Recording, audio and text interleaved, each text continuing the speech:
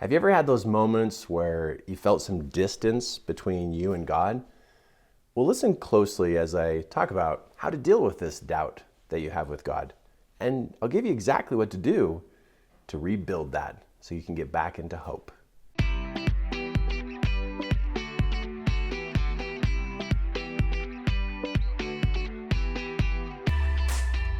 Now, for me, I've had different times in my life where literally I really questioned, and really wondered, is he really there?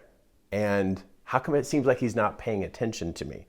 Or how come it seems like, I'm not getting the guidance or the answers I thought I should receive?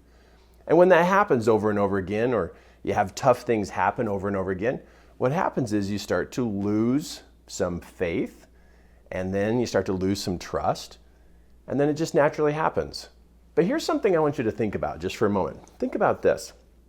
What if our experiences we're having with people is also affecting the experiences we're having with our relationship with God?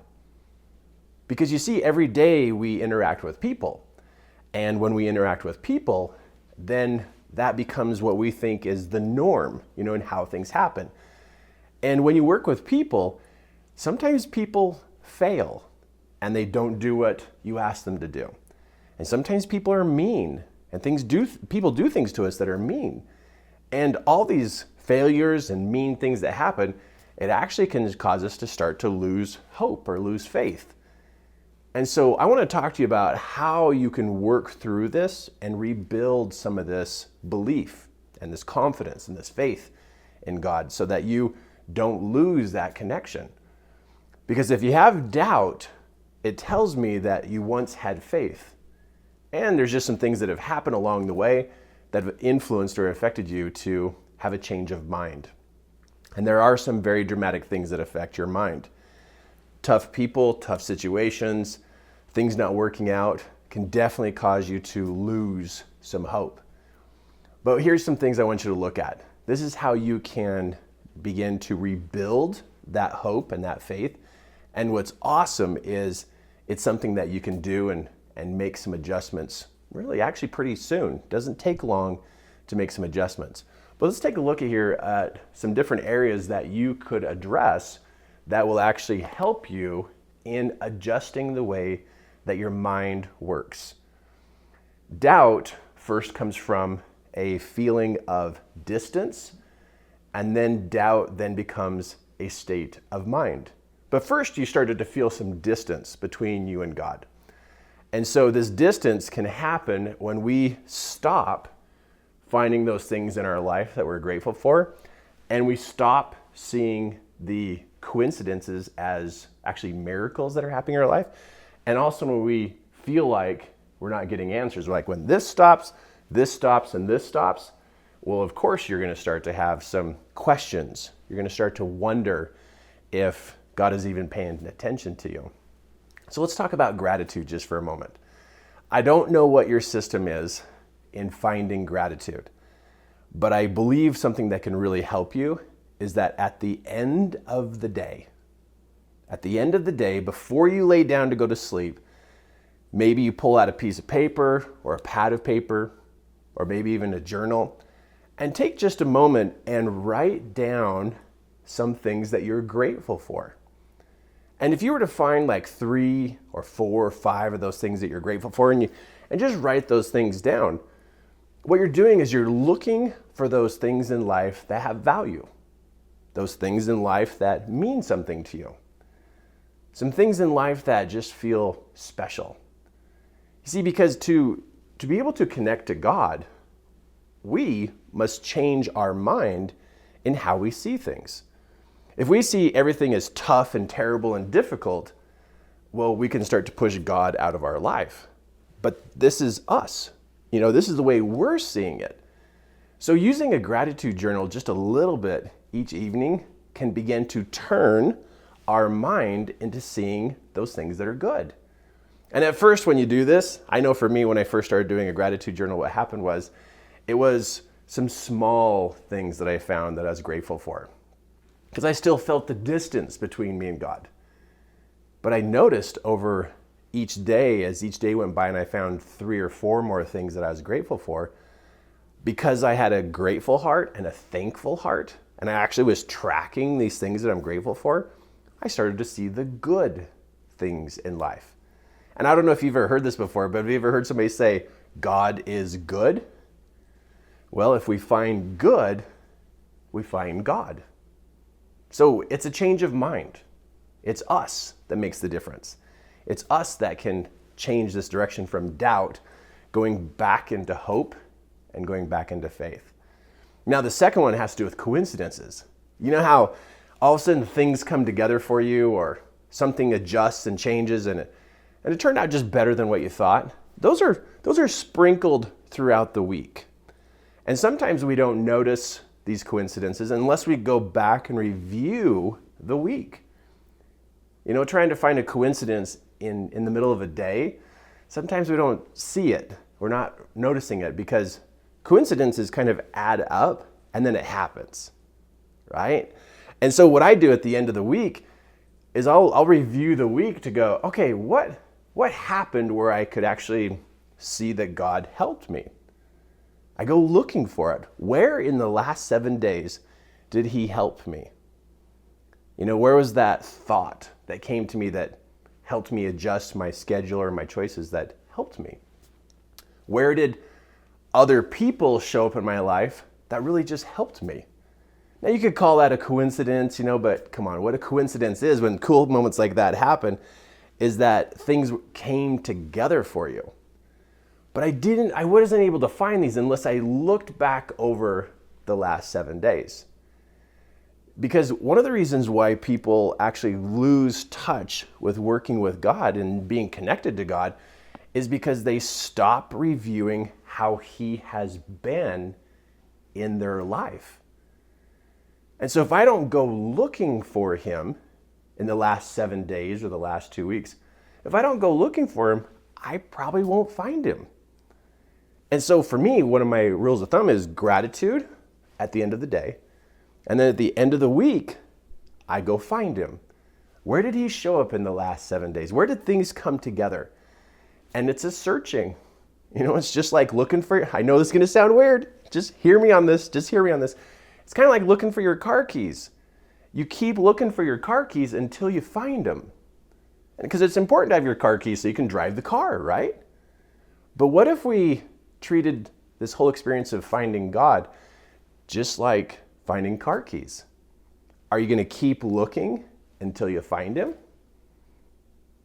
Or are you going to stop? What would happen if you stopped looking for your car keys? You wouldn't have car keys. You can't drive the car. Now, because you can't drive the car, you're kind of debilitated in one way. Now you got to walk places or get a ride to go to those places. But what if when we went looking for God, we treated it like we're looking for our car keys, and we don't stop until we find it. We don't stop until we find him. I think doubt creeps in because we stopped looking. I really believe that that's how we miss him. And how that space and that distance gets created is because we kind of got caught up in the worldly things, right? Everyday activities, all these different things. But here's something really to think about. If we go looking for God, we're going to find him. We will. We'll find him. He's not that far away. In fact, you know, you look around and there are so many different things to tell you that he's here. So we have gratitude journal at the end of the day. We have go find him at the end of the week where he showed up in the week. And now it's the point of like, is he answering your prayers? You know, is he really listening to you? Do you really matter to him? And this is a big debate I hear amongst people who are like, I don't think he answers me, Kirk. He doesn't listen to me. But maybe we're looking in the wrong places for the answers. Because let's look at this list one more time. If we can open up our mind to be grateful and we can find the coincidences, I think what we're actually going to find is he's answering us. And these answers, something to think about is that these answers don't always show up in the form of a straight-on, deliberate sentence coming right back to us because of the actual question we asked him. Sometimes it just doesn't show up that way. You know, this is the challenge, what I was telling you before, is we tend to try to treat this relationship with God just like we have a relationship with other people. And when we ask a person a question, we expect them to answer us right there and be able to have this dialogue right there. And then when we go to pray, sometimes we act that way, like it's just supposed to be this clear dialogue and he's supposed to answer all the questions because we asked. But I know that God answers us in a lot of different ways. And he wants us to learn. He wants us to strive. He wants us to look for answers. But a place you may want to watch for when it comes to answers is actually through other people's conversations, through meeting people. You know, sometimes you can find an answer in a book or from a person. Sometimes you can find an answer being out in nature, or maybe you're watching a fun movie and all of a sudden in the middle of the movie, there's this message and you can just tell like this message really stands out to you. I notice that God will answer our prayers by causing things to stand out. And it's his way of saying, here I am. Hey, here I am over here too. Here I am over here. Okay, so why doesn't God make it easy for us? And he just emails us, right? Wouldn't it be cool if he could just text us? If we could text a question and then he could send one back to us. Oh, that would just make everything so much easier, right? Well, I know this of God. He wants us to work together. He wants us to come closer together as his children, as his family. And so that's why he has each of us inspire each other and help each other solve challenges. Many times the way you're going to get an answer to one of your prayers is a person is going to show up who's willing to help and who's willing to share their thoughts with you. And just know that God works through like 100 different ways, probably even 1,000 different ways of how he sends answers to us. But if we could do a gratitude journal, and we also could look for the coincidences that happened through the last 7 days, I actually think it's us that is blocking the messages. I think it's us that become blind to seeing the answers and also deaf to hearing the answers. That's why we need to do a gratitude journal and review the last 7 days of coincidences so we can open up that mind so that we can hear and also so we can see. Now here's one thing to consider too, is that the devil doesn't want you to find God. He wants you to be confused. He wants you to be lost. He wants you to be worried and anxious and have all these challenges and problems. He wants you just to be a mess, just a complete mess. So you got God on one end who's ready to listen and help you. Then you got the devil on the other end doing everything he can just to mess you up, make you all upset and mad. But pay attention to the conversations that are going on inside your mind. There is like a devil on one shoulder and an angel on the other, right? You know that. It's just like here and here. And they're both chatting to you. But which one are you listening to? You know, if you're listening over here to all the negativity, well, you're going to tune in to the devil. And your life is going to be all terrible and rough. Or you could tune in and listen over here to the angel, you know, the messenger from God who's helping you. You could tune over here and then you'll find God. So you can either find negativity or find hope. But that's another part of our responsibility, is to check in and go, okay, who am I listening to? The little devil or the little angel? That could be a game changer right there. Doubt is not always bad. Doubt can cause us to go searching and looking. But doubt with negativity is going this direction, right? We're listening to this conversation. And that's not a heart of gratitude. I mean, look at the list. That's not a heart of gratitude. It's not finding how things are coming together. It's not finding the small miracles in our life. It's not happening when we have doubt with negativity. But if we have doubt with encouragement, doubt with searching, doubt with trying harder over here with the angel that's talking to us, that's good.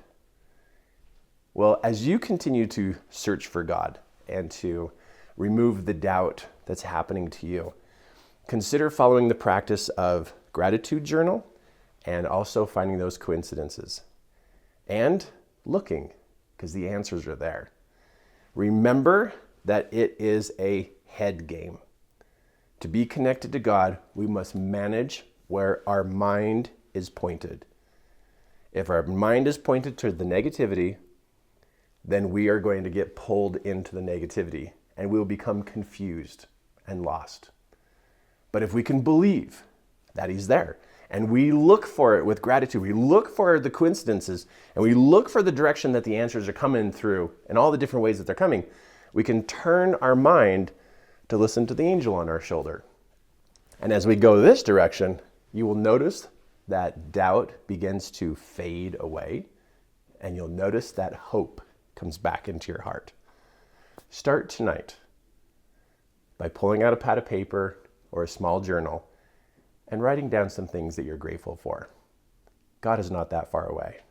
He's within just a couple notes of gratitude because God is good. Now, if you like the conversation we're having here and are interested in learning more or taking this even to the next level, I have some audios that I think will be very valuable to you to help manage those thoughts inside your mind so that you can be more focused and pointed in the direction of connecting to God.